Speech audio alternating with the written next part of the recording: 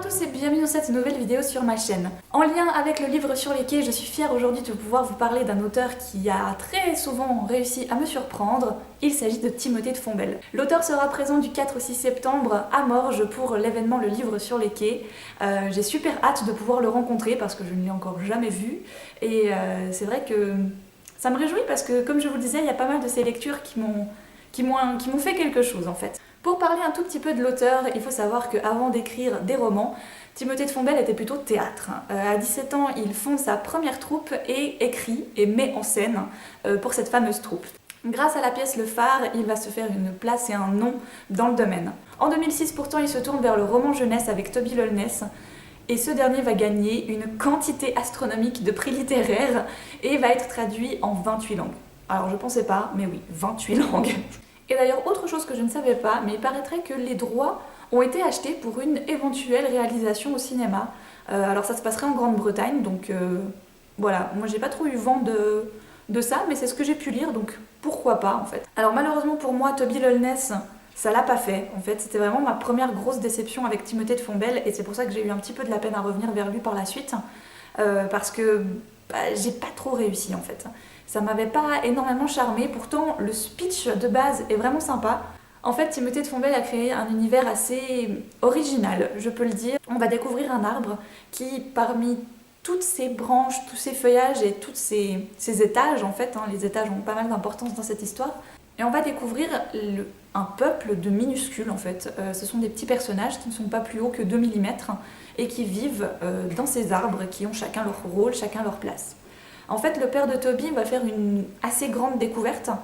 Jusqu'à présent, le peuple de cet arbre pensait que l'arbre était juste une carcasse, quelque chose de mort qu'on pouvait exploiter comme on le souhaitait.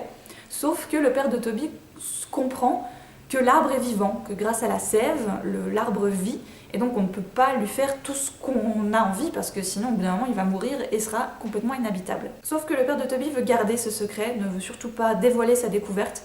Ils vont se faire enfermer, Toby va s'enfuir, et à ce moment-là, il est poursuivi par les siens. Je pense que c'est ce qui est de plus horrible dans ce livre, c'est de se faire poursuivre par son propre peuple, en fait. Donc les gens qui sont censés être vos amis vous pourchassent. Ça, c'est les grandes lignes de Toby Lollness. Je ne vais pas revenir sur le pourquoi, personnellement, je n'avais pas apprécié. Je pense que si je le relisais peut-être aujourd'hui, je l'aimerais éventuellement. Je pense que c'est peut-être pas le bon moment pour moi de le lire. Je l'ai lu en 2007, un an après sa parution à peu près. J'ai renoué avec le style de Timothée de Fontbelle grâce à Van Gogh, qui là également est encore une fois en 2 tomes. J'ai adoré ce premier volume et il faudrait fortement que j'achète la suite en fait, parce que j'ai lu ce premier volume en 2010. Ça date, ça commence à dater beaucoup même, et donc je pense même qu'il faudrait que je le relise pour pouvoir correctement relire la suite. À 19 ans, Vango Romano va devenir prêtre, seulement accusé d'un crime qu'il n'a pas commis. Il va devoir fuir et percer le mystère de ce fameux crime qu'il n'a pas commis. J'ai trouvé que l'ambiance de Van Gogh était beaucoup plus... Voilà, c'était un cran au-dessus pour moi que Toby Lollness. Déjà, son personnage est plus âgé, est-ce que c'est ça qui m'a peut-être éventuellement plus touchée, éventuellement. Et il y a énormément de rebondissements, de découvertes, des personnages vraiment super forts.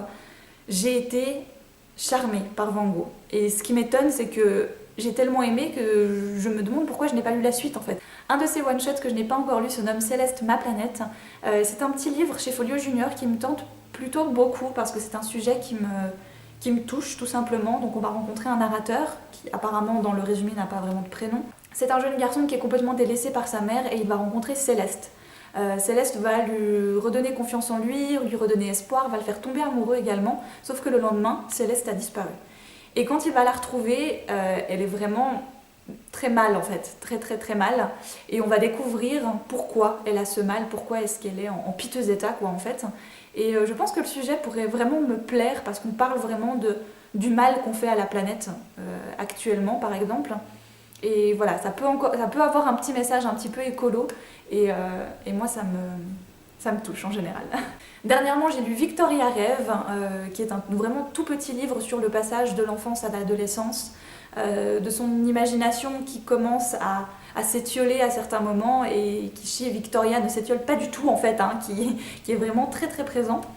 J'ai aimé ce petit roman parce que encore une fois c'est plein d'espoir, mais en même temps c'est une réalité assez triste. C'est très beau, j'ai vraiment beaucoup aimé le principe de Victoria Rêve. Et le dernier, je pense que c'est un petit peu inutile de vous le présenter, mais je vais vous en reparler, c'est le livre de Perle. Voilà, alors si vous suivez un petit peu la blogo et Booktube, je ne pense pas que vous avez pu passer à côté du livre de Perle qui est paru en septembre l'année passée, parce que je crois qu'il a fait le tour de tout. On en a tellement parlé, il a gagné un prix forcément parce que alors... Voilà, alors pour moi le livre de Perle c'est le meilleur de Timothée de Fontbelle jusqu'à présent. Il a vraiment fait quelque chose de magique dans un roman unique, un one-shot, ça se lit d'une traite. C'est d'une poésie à couper le souffle.